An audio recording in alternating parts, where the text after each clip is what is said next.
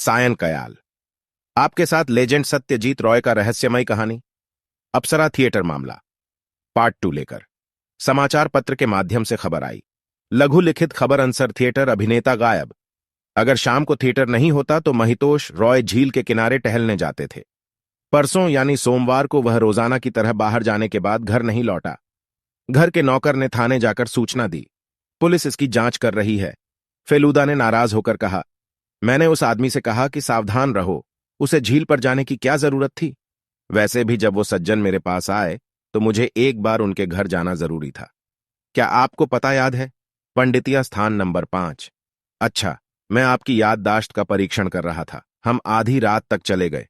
5 number पंडितिया place एक छोटा सा 2 मंजिला घर है। पहली मंजिल पर महितोष बाबू रहते थे।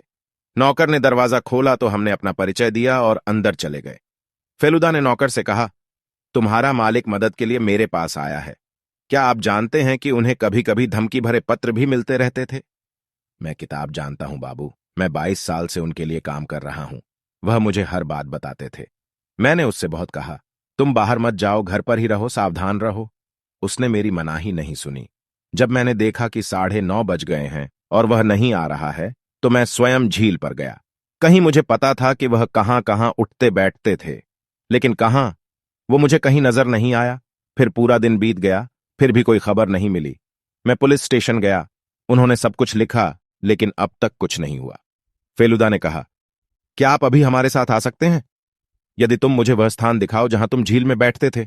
चलो बाबू, चलो चलें। आपका क्या नाम है प्रिय मित्रों? बाबू। हम तीनों टैक्सी से झील पर गए। पानी के किनारे अमलकी के पेड़ के पास एक बेंच है। वह टहलने के बाद उस पर बैठता था। सज्जन चलने की आदत डॉक्टर ने बताई थी। अब चूंकि आसपास कोई नहीं था, फेलुदा ने बेंच और उसके आसपास की सावधानीपूर्वक जांच की। करीब 5 मिनट तक ढूंढने के बाद उसे घास में पीतल का एक टुकड़ा मिला। दीनबंधु ने देखते ही कहा, यह गाय बाबू की है। टोकरी खोली तो अंदर इलायची और सुपारी थी। फेलुदा ने इसे अपनी जेब में रख लिया। तब दीनबंधु ने पूछा, क्या तुमने भवनीपुर थाने में रिपोर्ट की? अजने, हाँ बाबू। ठीक, चलो तुम्हें घर छोड़ देते हैं और थाने में रिपोर्ट करते हैं। फेलुदा ने कोलकाता के ज्यादातर पुलिस स्टेशनों के ओसी से बातचीत की है। सुबोध अधिकारी भवानीपुर थाने के ओसी हैं। हमने अधिकारी से मिलने के लिए दीनबंधु को पंडितिया प्लेस छोड़ा। राशवरी काफी मीडिया कर्मी हैं और फेलुदा को बहुत पसंद करती हैं। हम 2 कुर्सियों पर बैठे। फेलुदा ने कहा, आपके सामने गुमशुदगी का मामला दर्ज किया गया है। महितोष रॉय। हाँ, यह शायद सच लग रहा था।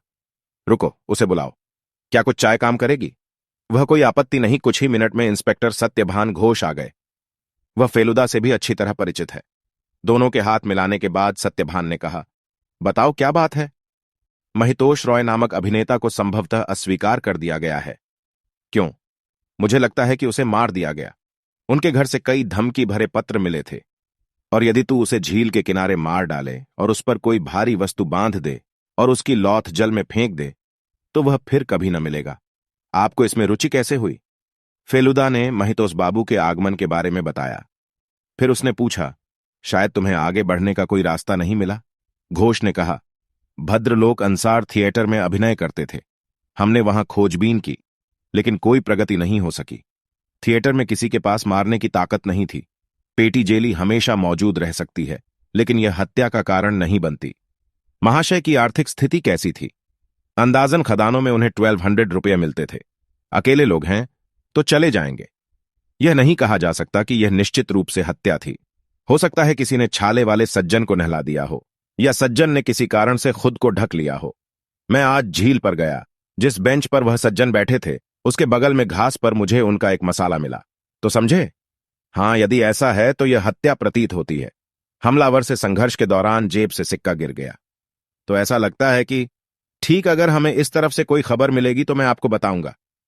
बहुत अच्छा, मैं भी आपके संपर्क में रहूंगा। श्री घोष चले गए। चाय आ गई। चाय पीकर हम उठे। बाहर आकर फेलुदा ने कहा, हमें एक बार अंसुर थिएटर जाना है। उस केमिस्ट की दुकान से लालमोहन बाबू को बुलाओ और उन्हें भी आने के लिए कहो। हमने दोबारा फोन किया और टैक्सी ले ली। तुम्हें उस श्याम बाजार जाना है।